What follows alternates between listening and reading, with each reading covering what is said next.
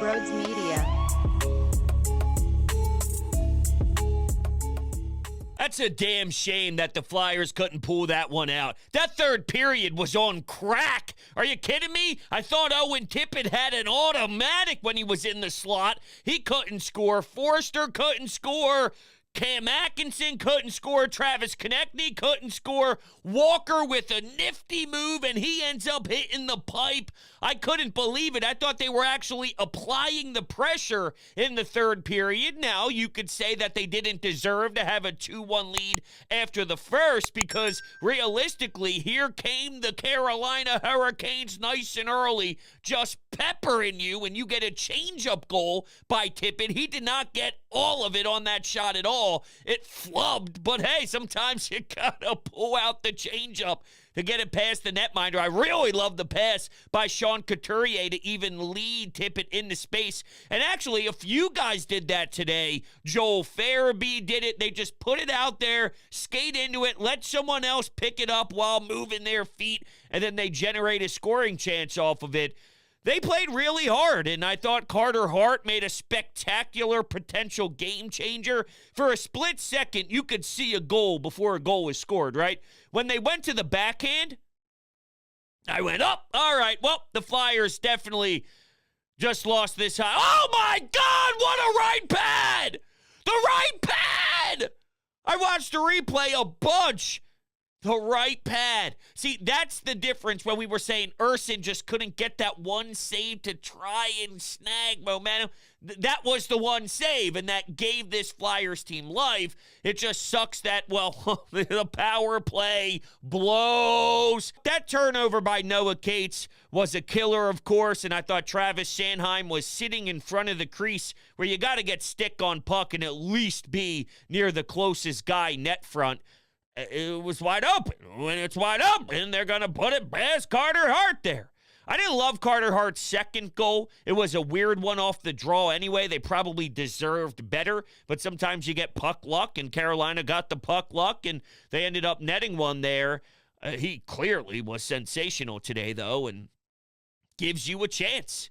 Every time he's in between the pipes, he's giving you a chance. And this team had 1 billion scoring chances. And the fourth line had one of the most outrageous fourth line shifts that I could remember. Oh, Delorier throws the body. He takes the body. Hathaway actually generated some buzz earlier in the first period. He didn't score, so Delorier was everywhere, man. He puts the puck net front. Here's Hathaway on his backhand, and they put Scott Lawton as the 4 seed today.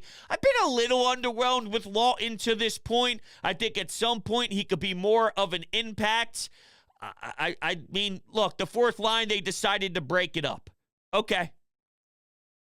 Like I said, Frost being in, Frost being out. Was that the difference in this game? No. And I've said that in the past when he was out of the lineup, when people were bitching that he wasn't playing.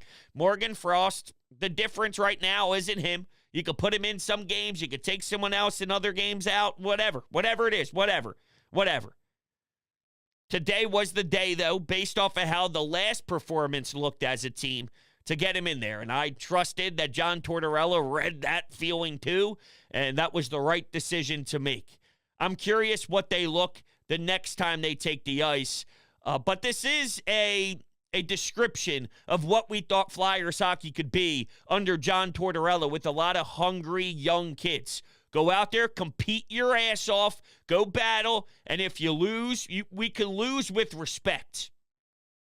We can lose with, damn, man, those guys laid it all out there. Those guys made us work 60 minutes. And, yeah, you know what? There is something to be said about Carolina having a heavy forecheck, getting up on their toes, playing the body, aggressive team, a very skilled team, too, a very well-coached team also, even though they had too many men on the ice call. That's something that you have to make the other team pay for. Once in a blue moon, they factor in a nice pass backdoor or something like that, nice low to high, maybe a deflection in front of the net. It does happen sometimes. Too many men on the ice. That's stupid. They're not paying attention. Ah, man. I don't get it. Tippett's starting to frustrate me, by the way. I'd be lying if I said that the "you're so close, you just have to find a way to bury" thing didn't upset me. That was a talking point at the beginning of last year. Is this something that the Florida Panthers were dealing with? We didn't watch them day to day. We didn't watch them every single shift the way we do now. Is Florida rolling through something similar before the trade occurred? Well, he's so close, and it looks like he has the scoring touch, but he's missing something. That third period high slot, dude, that's got to be in the back of the nets. I'm asking a goal scorer with the grade A scoring chance with a couple minutes left in the third period to find Twine. You see what happens when Travis Sanheim sags off and Noah Cates turns it over in your defensive zone? What happens? There's a wide open shot, net front, and it got through.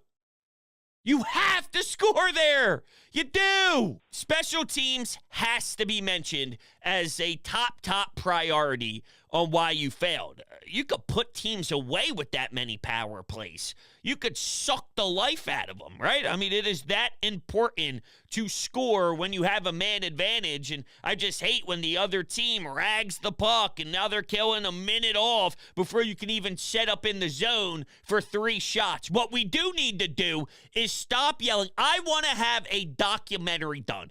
And I want to be the director of the documentary. And I want to bring in my office, however I do it. I want it to be one of those things where I use dark shadows so you can't see the people's face. And then I change their voice so they talk like this. And you don't know who they are. I want this to be very suspense, very filled with suspense. And I want to know why. Why do you yell shoot on the power play? Hockey is a very niche sport, right? Meaning, we've played the game, understand the game. It is a cult. The sport is a cult. Most of the people there are die-hard fans. They're an expensive ticket. It's one family, the orange and black. Well, you do know working the puck around and creating lanes and creating mini 2-on-1s or a smaller 3-on-2, working in overload. I know that this team doesn't do it extremely well, but the logic behind the power play is to move the puck to create seams. Like, shoot! There's 3 guys in the lane right now. They just got it into the blue line, and they finally, after struggling for 22 seconds to even get there, they just got in position to start passing the puck. Shoot! What are we doing? What are we doing? I don't get it.